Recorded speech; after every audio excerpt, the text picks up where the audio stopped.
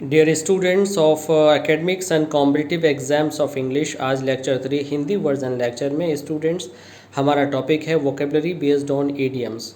Students, पिछले lectures में जो सीरीज़ चल रही है उस सीरीज़ में आगे बढ़ते हुए आज हम इन ईडियम्स को याद करना सीखेंगे, इन ईडियम्स का यूजेज सीखेंगे।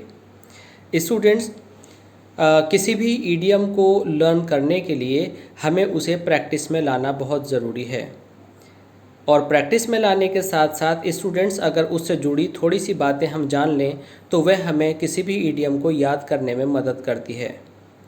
ईडियम क्या है ये आपने लेक्चर 1 में जान लिया था।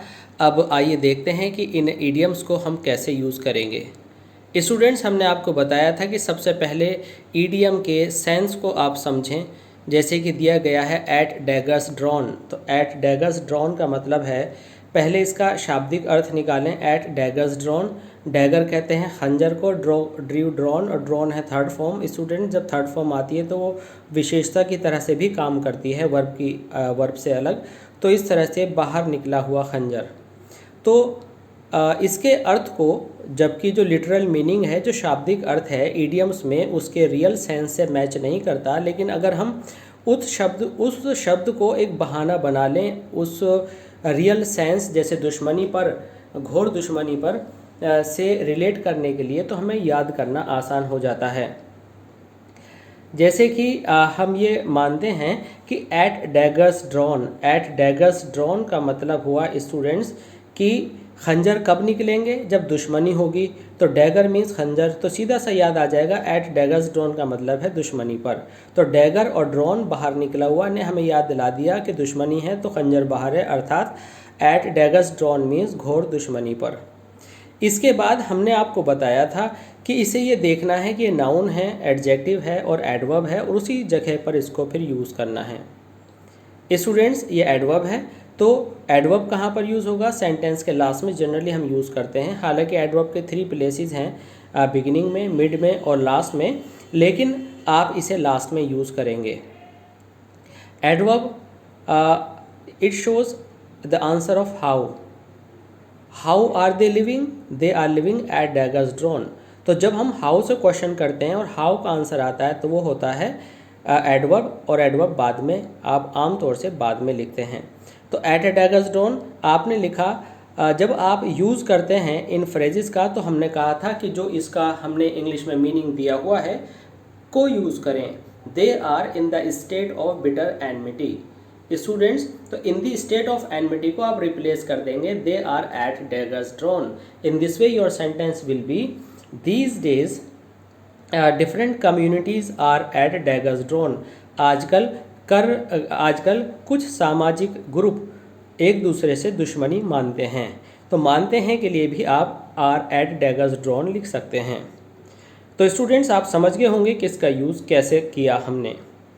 स्टूडेंट्स, इससे पहले कि हम आगे पढ़ें, मैं हूं एम रहमान और आप अटेंड कर रहे हैं और ऐसी classes of English language. Please अपने सिलेबस को कंटिन्यू रखने के लिए हमारे चैनल और ऐसी क्लासेस ऑफ इंग्लिश लैंग्वेज को आप ज़रूर सब्सक्राइब कीजिए, और अपने सारे चैप्टर्स को कंटिन्यू रखने के लिए प्लीज़ लेक्चर्स को लगातार देखते रहें। और अगर लेक्चर्स आपको समझ में आते हैं, पसंद आते हैं, तो प्लीज़ लाइक और शेयर करना मत भूलिएगा। आइए शुरू करते हैं। At one's wit's end. Students, at one's means किसी का, विट कहते हैं बुद्धि को, एंड हो जाए समाप्त। जब किसी की बुद्धि समाप्त हो जाए, अर्थात जब किसी की wit means quickness of mind, sharpness of mind एकदम काम करना बंद कर दे, तो ऐसा उस समय होता है जब वह व्यक्ति नर्वस होता है या घबराया हुआ होता है। तो स्टूडेंट्स, तो सीधी सी बात है, जब घबराएगा तो वो परप्लेक्स्ड कहलाएगा, कन्फ्यूज्ड कहलाएगा और स्टन्ड कहलाएगा। कोई भी वर्ड कन्फ्यूजन का आप यहाँ लिख सकते हैं जो बिल्कुल अकल को बंद कर दे। इट मीन्स जब समझ काम ना करे, जब आपकी समझ में आना बंद हो जाए, तो इस कंडीशन को कहते हैं at one's wit's end. When he saw the bull coming to him, he was at one's wit's end. In what condition? He was, how was he feeling? He was feeling at one's wit's end. तो student, ये क्या है? ये adverb है जो कि how का answer दे रहा है। At one's wit's end means उसकी समझ ने काम करना बंद कर दिया, अर्थात वह घबरा गया, अर्थात वह होपलेस हो गया। तो वहाँ पर आप लिखेंगे at one's wit's end. Students, अगर आपका सब्जेक्ट ही है तो ONES वंस की जगह पर आप जो है हिज लिखेंगे, और अगर आपका जो सब्जेक्ट है वह शी है तो आप हर लिखेंगे। इसी तरह से वन अगर सब्जेक्ट है तो वंस लिखेंगे। तो जहाँ पर भी ये वंस नाम का वर्ड स्टूडेंट्स लिखा हुआ आ जाए, आप यहाँ पर वंस की जगह रिलेटेड और कंसर्न पजेसिव केस अधिकारवाचक शब्द यूज़ करेंगे, ये याद रखिएगा, क्योंकि ये सेंटेंस को आपको गड़बड़ करा सकता है। Eight 6s and 7s students, आप लोग मान लीजिए कि यूनिटी में थे, आप एक टीम बना कर कहीं पर गए और जैसे ही आपने अपने विरोधियों को देखा आप घबरा गए और आपकी टीम टूट गई। 6 एक तरफ हो गए, 7 एक तरफ हो गए, 3 एक तरफ हो गए, 5 एक तरफ हो गए, तो इसका मतलब आप बिखर गए। तो इसका मतलब जो टीम थी वो 6s और 7s में टूट गई। तो इस टूटने का मतलब हुआ इन डिसऑर्डर। इन डिसऑर्डर का मतलब होता है स्टूडेंट्स कि आप जो है कन्फ्यूजन में आ गए, आपकी यूनिटी टूट गई, आप बिखर गए, आप डिस्पर्स हो गए। तो डिसऑर्डर, डिस्पर्स, कन्फ्यूजन कुछ भी हो सकता है। कन्फ्यूजन माइंड के बिखरने को कहते हैं, और डिसऑर्डर कोई वस्तु जो इधर उधर व्यक्ति वस्तु फैल जाए उसे डिसऑर्डर कहते हैं। तो इस तरह से आप कहते हैं तितर बितर या अव्यवस्थित। How what was the condition, how were the people, the people were at 6s and 7s, that's why it is showing to be an adverb. तो ये हो गया eight 6s and 7s means बिखरे हुए, तितर बितर होना। अ फूल्स पैराडाइज, अ fool's paradise का मतलब है स्टूडेंट्स, फूल कहते हैं बेवकूफ़ को, पैराडाइज का मतलब होता है स्वर्ग। अब बेवकूफ़ों का स्वर्ग जैसा कि इसका शब्दार्थ निकल कर आ रहा है, तो आप समझ लीजिए इमेजिनरी हैप्पीनेस से कैसे हम रिलेट करेंगे। मान लीजिए मैं बहुत बड़ा मूर्ख हूँ और मैं सोच रहा हूँ कि अरे पढ़ने से क्या होता है, खूब मज़े लो और किताबें बंद करके रखो, और टीचर्स को हमने जो है झूठ बोल दिया और समझ रहे हैं कि हमने बहुत बड़ा काम कर दिया। लेकिन ये जो आज की जो प्रसन्नता है, ये जो आज का आनंद है, ये शॉर्ट लिव्ड है और ये परमानेंट नहीं है। हमने एक बहुत बड़ी मुसीबत अपने लिए डाल ली है। तो ये हुआ फूल्स पैराडाइज। इट मीन्स किसी छोटे से प्लेजर के लिए बड़े नुकसान को अपनाना और ये मानकर चलना कि मैं बहुत अच्छा कर रहा हूँ, यह इमेजिनरी हैप्पीनेस है। अगर आपके कोई चोट लगी है और आप सोचो कि डॉक्टर इंजेक्शन लगाएगा और आप सोचो कि मैं तो बच गया, मैंने झूठ बोला, लेकिन आपको ये नहीं पता कि वो जो वुंड है, वो जो ज़ख्म है, वो इतना बढ़ जाएगा कि हो सकता है कि बहुत कुछ अनहोनी भी हो जाए। तो वह थोड़ी देर के लिए प्रसन्नता होना, वह फूल्स पैराडाइज है, मूर्ख का स्वर्ग है, क्योंकि आगे जा कर के उसे परेशानी उठानी पड़ेगी। इसीलिए स्टूडेंट्स ये व्यर्थ की कल्पना, मूर्खतापूर्ण सोच या अव्यवहारिक बात को हम फूल्स पैराडाइज कहते हैं। स्टूडेंट्स, ये जो है ये नाउन फ्रेज है, और आप कह सकते हैं कि अब ये नाउन फ्रेज एडजेक्टिव एडवर्ब कई तरह से काम कर सकते हैं। तो आपको देखना है कि आप इसका यूज़ कहाँ कर सकते हैं। तो अ fool's paradise in what condition, ये अगर आता है हाउ के सेंस में तो एडवर्ब हो जाएगा। तो वो किस दशा में रहता है, वह दशा में है उसकी बेवकूफ़ी की सोच में रहता है। तो he lives in a fool's paradise, he passes his life in a fool's paradise, वह बेकार की सोच में जीवन व्यतीत कर रहा है। स्टूडेंट्स, तो ये था फूल्स पैराडाइज, यानी मूर्खों का स्वर्ग, मूर्खों का स्वर्ग। स्टूडेंट्स, अच्छी चीज़ हो ही नहीं सकती, तो ये बेकार की कल्पना है। इसको आप हवाई किले बनाने से भी कंपेयर कर सकते हैं।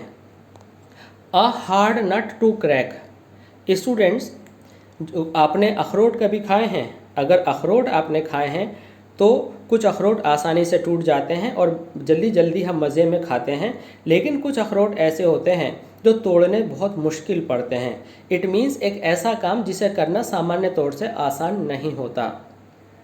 तो हम कहेंगे भाई ये वाला जो नट है ये हार्ड है तोड़ने में, इट मीन्स हमें सम मोर एक्स्ट्रा एफर्ट्स चाहिए।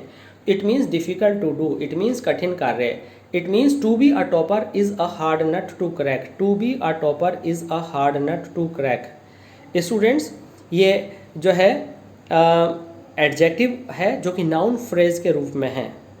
तो यहाँ पर पास होने को क्या कहा गया है कि a hard nut to crack. Students, ये एडवर्ब का भी काम कर सकता है, क्योंकि टू पास अगर मैं इसको सब्जेक्ट मानता हूँ तो to pass is hard nut to crack, तो ये एडजेक्टिव में जाएगा। और आप इसको इस तरह से अगर कहते हैं I feel it a hard nut to crack, तो ये आपका फ्रेज इट के बाद भी आप इसे यूज़ कर सकते हैं, जो कि इट की विशेषता बताने में है। अब यहाँ पर ये कन्फ्यूज़न होता है कि इट की विशेषता बता रहा है या इज़ की विशेषता बता रहा है स्टूडेंट्स, क्योंकि इट इजी भी हो सकता है और मुश्किल भी हो सकता है। तो इज़ की विशेषता बताने से यहाँ पर ये एडवर्ब फ्रेज की तरह से यूज़ होगा। इसके बाद स्टूडेंट्स, अ लेम एक्सक्यूज़, झूठा बहाना। झूठा बहाना जब आप किसी नाउन को बता करके फिर इसका यूज़ करेंगे तो ये एडजेक्टिव में आएगा, और अ लेम एक्सक्यूज़ इसमें 3 वर्ड्स हैं इसलिए नाउन फ्रेज होगा। अ लेम एक्सक्यूज़ का मतलब होगा स्टूडेंट्स कि एक तो है कि बहाना, किसी ने आपसे कहा कि आप आज क्यों नहीं आए, तो आपने कहा मैं बीमार हूँ, यानी बीमार होना एक बहाना बना ना जाने का। बहाना हमेशा झूठ नहीं होता है, लेकिन आप बीमार नहीं थे फिर भी आपने एक बात रखी तो वो झूठा बहाना हुआ। तो जब आप कोई झूठी बात बनाते हैं, लेम मीन्स लंगड़ा, क्योंकि लंगड़ा चल नहीं सकता, लंगड़ा लड़खड़ा कर चलेगा, तो यहाँ पर लंगड़े का मतलब हो गया काम ना करने वाला, अर्थात ऐसा बहाना जो कि इलीगल था। तो आप लिखेंगे his absence from the school was a lame excuse because he informed me that he was sick. Then students, यहाँ पर क्या हुआ कि आप ये आसान सेंटेंस भी बना सकते हैं, we should not give a lame excuse. Students यहाँ पर ये एडजेक्टिव नहीं रहेगा, यहाँ पर सीधा सीधा सा आपका ऑब्जेक्ट पर नाउन फ्रेज की तरह से काम में आ सकता है। तो स्टूडेंट्स कई बार क्या होता है कि जैसे कि मान लीजिए हमने कहा 2 days, अब ये जो 2 days है ये नाउन है, लेकिन हम इसे एडवर्ब की जगह भी यूज़ कर लेते हैं जब हम इसमें आफ्टर लगा दें, आफ्टर 2 days। तो हमने आपको काफ़ी हद तक इनकी पहचान बताने की कोशिश की है, बट इनके यूजेज के द्वारा इनकी जो पार्ट्स ऑफ स्पीच है वो बदल सकती है। इसके बाद है I snake in the grass. I snake in the grass का मतलब है स्टूडेंट्स कि सांप घास में। तो सांप घास में का मतलब है हिडन एनिमी, यानी पास में छिपा हुआ दुश्मन। इट मीन्स जिसकी आपने पहचान नहीं की, आप घास समझ रहे थे लेकिन वहाँ नुकसान देने वाली कोई चीज़ थी, जिसे हिंदी में आस्तीन का सांप भी कहते हैं। स्टूडेंट्स इसी तरह से ये नाउन है, नाउन फ्रेज है और एडजेक्टिव की तरह काम में आ सकता है। We should beware of snake in the grass. आप किसी का नाम लिखकर कह सकते हैं he is a snake in the grass. It means वह दोस्त के रूप में दुश्मन है। अ वाइट एलिफेंट, स्टूडेंट्स इसका मतलब है कोई भी खर्चीली वस्तु, लेकिन अब इसे याद कैसे रखना है, वाइट एलिफेंट को खर्चीली वस्तु से कैसे जोड़ें। तो कुछ बेतुकी बातें तुक वाली हो जाती हैं जब हमें वो हेल्प करें किसी सही काम को करने में। तो स्टूडेंट्स यहाँ पर हम कैसे याद करेंगे, आइए देखते हैं। ब्लैक एलिफेंट आमतौर से हमें मिल जाते हैं, इंडियन स्पीशीज़ है तो इसीलिए मिल जाती है, तो हमें उस पर ख़र्चा ज़्यादा नहीं करना पड़ता। अगर थोड़ी देर के लिए हम ये मान लें कि हमने वाइट एलिफेंट ख़रीदा मलेशिया से, इंडोनेशिया से, तो एक तो वो महंगा मिलेगा क्योंकि रेयर स्पीशीज़ है, दूसरे फिर वो क्या खाता है कैसे करता है तो हम उसकी देखभाल के लिए कुछ स्पेशल एक्शन लेने पड़ेंगे, तो इसका मतलब होगा कि वो अनअफोर्डेबल थिंग बन जाएगी, उस पर खर्चा ज़्यादा होगा। तो इसका मतलब आप ये याद रख लीजिए खर्चीली वस्तु, एंड अनअफोर्डेबल और you can say an expensive more than income. It means white elephant वो होता है जिसमें रिक्वायर्ड जितनी खर्चे की ज़रूरत होती है उससे ज़्यादा उस पर स्टूडेंट्स खर्चा आ रहा होता है। इसके बाद आता है at hand. Students at hand, at a stone's throw, दोनों का मतलब होता है नज़दीक। एट हैंड बस हाथ बढ़ाया और उठा लिया, एट ए स्टोन्स थ्रो बस पत्थर फेंका, बस उतनी दूरी पर आप भी चले गए, तो दोनों का मतलब हुआ नज़दीक। तो ये एडवर्ब की जगह यूज़ होगा, ठीक है। तो आपसे पूछा जाएगा where does he live, then you will say where के आंसर में आएगा ही लिव्स एट हैंड और he lives at a stone's throw. इसके बाद है अ लायन शेयर, जैसे कि लायन का नाम यहाँ पर आया, लायन एनिमल आया, तो सीधी सी बात है फेरोशस एनिमल है तो बड़ा हिस्सा लेगा क्योंकि सब उससे डरेंगे। तो अ लायन शेयर का मतलब big share.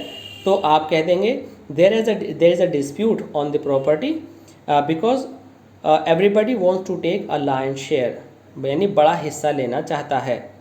Turn coat students, अब देखते हैं कि टर्न कोट स्टूडेंट्स, आपका कोट एक साइड का है, आप उसी को पहनते हैं, ब्लैक ऊपर रहता है, लेकिन कुछ कोट आपने देखे होंगे कि अंदर से कुछ और कलर होता है, बाहर से कुछ और से, और आप दोनों तरफ से उसको पहन लेते हैं।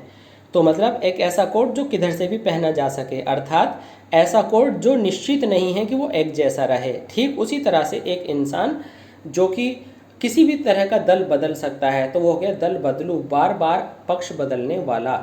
स्टूडेंट जो कि नाउन है, तो आप इसको कहेंगे कि every political party has a turncoat, means हर पॉलिटिकल पार्टी में कोई ना कोई ऐसा होता है जो दल बदल कर दूसरी पार्टी में कभी भी शामिल हो सकता है।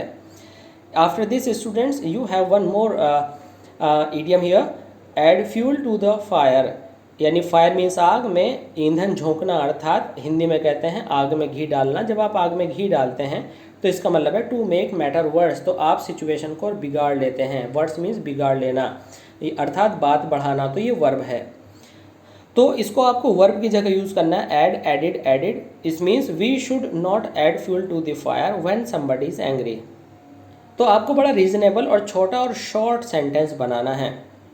स्टूडेंट्स, जब आप ये सारे जितने इडियम्स हैं इन्हें ऑब्जर्व कर रहे हों तो इनका एक एक यूज़ एग्जामिन करा करके अपनी फेयर कॉपी में लिख लीजिए, और एग्जामिनेशन में वही यूज़ करके आप आइए, अटेम्प्ट कीजिए वही वाला फ्रेज जिसका यूज़ आपको क्लियर है और आप बिल्कुल श्योर हैं कि ये सही है और वेल एग्जामिन्ड है। क्योंकि फर्स्ट टाइम किसी को यूज़ करने से हम उसका गलत यूज़ कर सकते हैं, और केवल मीनिंग याद कर लेना काफ़ी नहीं है। हर फ्रेज़ को कम से कम एक बार यूज़ करके लिख लेना और एग्जामिनेशन के लिए तैयार रखना आपके लिए ज़रूरी है। स्टूडेंट्स, इसके बाद at arms length. Arms length का मतलब है भाई हैंड था, हथेली थी तो पास थे, अब आर्म पूरी फैला दी तो दूर हो गए। इस तरह से आप इसे याद रखो। इसका मतलब हुआ at a good distance means दूरी पर। तो आप कहेंगे my friend lives at arms length and it takes 10 minutes, तो 10 मिनट्स इंडिकेट करेंगे कि he is at a sufficient distance. After this students a drop in the ocean. आपने सुना होगा हिंदी में ऊँट के मुंह में ज़ीरा या दाढ़, कुछ इसी तरह से हिंदी में कहते हैं अ ड्रॉप इन द ओशन।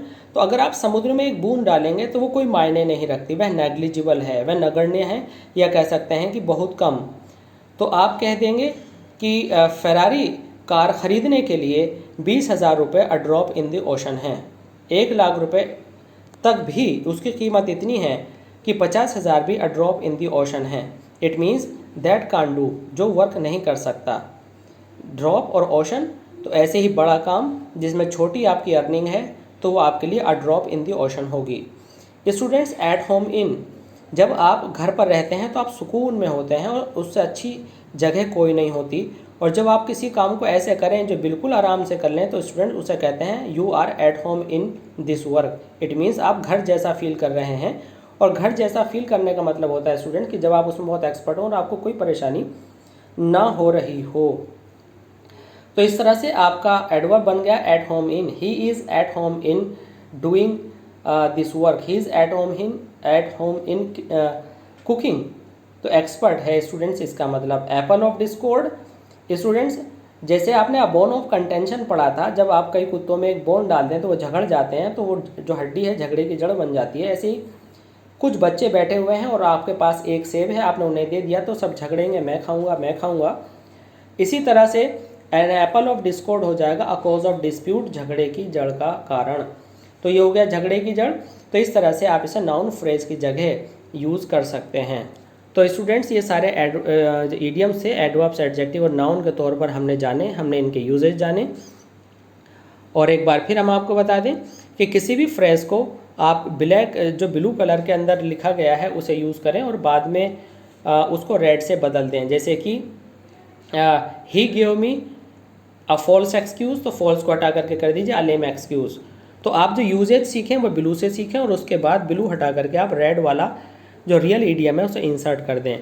और एग्जामिनेशन में पूरा सेंटेंस ब्लू पेन से लिखने के बाद ब्लैक से उस पार्ट को अंडरलाइन कर दें जहाँ पर आपने ईडियम यूज़ किया है। स्टूडेंट्स, ये सिलसिला जारी रहेगा आपको ईडियम्स लर्न करवाने का, और ये आपको बार बार सुनना पड़ेगा, सुनने के बाद फिर यूज़ करना पड़ेगा। इस तरह से आप विनर साबित होंगे और ईडियम्स में बड़ी सफलता हासिल करेंगे। तो स्टूडेंट्स देखते रहिए और ऐसी क्लासेस ऑफ इंग्लिश लैंग्वेज को और concern topics based on idioms, and please don't forget to like and share if you like our lectures, and please don't forget to subscribe our channel so that you may get lectures first. Thanks a lot.